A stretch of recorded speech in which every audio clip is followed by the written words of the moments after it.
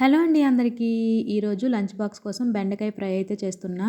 చాలా సింపుల్‌గా చేసుకోవచ్చండి. కాకపోతే ఈ బెండకాయలు కట్ చేసుకోవడం ఇదంతా కూడా పెద్ద ప్రాసెస్ అనమాట. ఎప్పుడైనా సరే బెండకాయలు కట్ చేయడానికి ఒక గంట ముందే కడిగేసి ఒక పక్కన పెట్టేసుకుంటే మనకి జిగురులాగా ఉండవన్నమాట. లేకపోతే వెంటనే కడిగి కట్ చేస్తే మాత్రం మొత్తం అంతా జిగురు జిగురుగా అయిపోతుంది. నేనైతే ముందు రోజే కడిగేసి పెట్టేసుకున్నాను. ఇప్పుడైతే కట్ చేసేసి బెండకాయ ఫ్రై చేసేస్తాను. బెండకాయలు కూడా చాలా లేతగా ఉన్నాయి. తొందరగానే వేగిపోయి చాలా కొంచెం అయిపోయిందనమాట కూర చేసేసరికి. వాళ్ళిద్దరు లంచ్ బాక్సులకే సరిపోయింది. ఇంకా ఆనియన్స్ కూడా కట్ చేసేసి ఇప్పుడు తాలింపు అయితే పెట్టేస్తాను. నేను ఇక్కడ చూపిస్తున్న కళాయి వచ్చేసి జుత్తుకి సామాన్లు ఇస్తారు కదా, వాళ్ళ దగ్గర అయితే తీసుకున్నా. సామాన్లు వస్తున్నందుకు ఆనందపడాలో లేదంటే జుత్తు ఎంత ఊడిపోతుందని బాధపడాలో కూడా అర్థం కావట్లేదు. ఇంకా నా జుత్తుకే ఈ కళాయి అయితే తీసుకున్నాను అనమాట. నేను తీసుకున్నప్పుడే అడిగాను, ఒకవేళ అడుగు మాడిపోతుందేమో అంటే, లేదు మాడదు, అడుగు దలసరిగా ఉందమ్మా తీసుకోండి అనేసి అయితే అన్నారనమాట.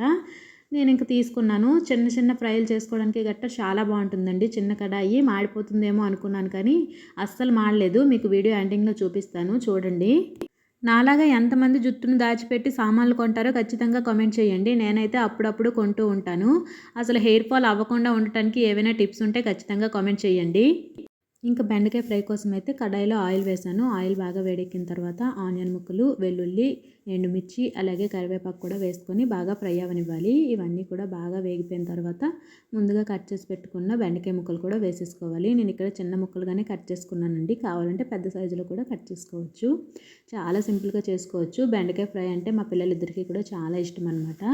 బెండకాయ ఫ్రై అనే కాదు, బెండకాయతో ఏ రెసిపీ చేసినా కూడా ఇష్టంగానే తింటారు.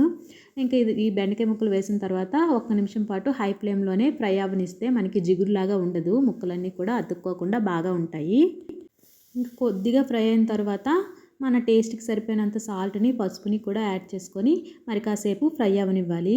ఇక్కడ ఏంటి అంటే మూత పెట్టి ఫ్రై చేయకూడదండి. మూత పెట్టకుండా ఫ్రై చేస్తేనే బెండకాయల్లో ఉండే జిగురు అనేది మనకి ఎగిరిపోతుంది అనమాట. లేదు అంటే బంకలాగా అయిపోతుంది కర్రీ అంతా కూడా. బెండకాయలు అసలు జిగురుగా ఉంటాయి కదా.